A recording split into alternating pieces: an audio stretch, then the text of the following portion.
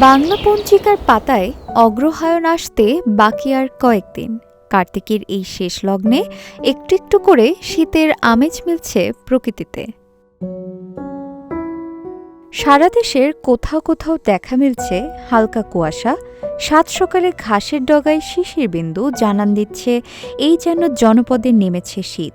মধ্য হেমন্তের প্রকৃতিতে শেষ রাতে হালকা শীতের অনুভূতি হলেও সকাল থেকে মধ্যরাত গরমের অস্বস্তি যেন কাটছে না।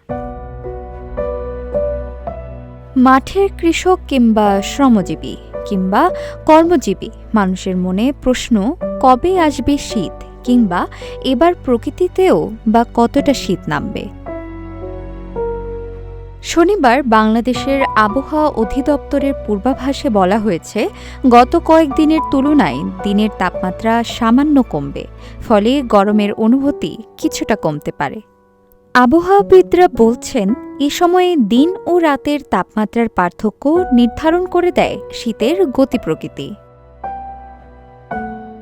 আবহাওয়াবিদ আবুল কালাম মল্লিক বলেন, এখনও শীতকাল শুরু না হলেও শেষ রাত বা ভোরের দিকে তাপমাত্রা কিছুটা কমতে শুরু করেছে।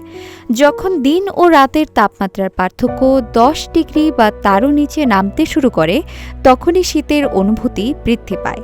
তখন সাধারণত একে আমরা শীতকাল বলি। তার মতে, বাংলাদেশে সাধারণত মধ্য নভেম্বর থেকেই দেশের উত্তর ও পশ্চিমাঞ্চল সহ দেশের বিভিন্ন প্রান্তিক পর্যায়ে একটু একটু করে শীত নামতে শুরু করে। নুসরাত জাহান, ঢাকা প্রকাশ।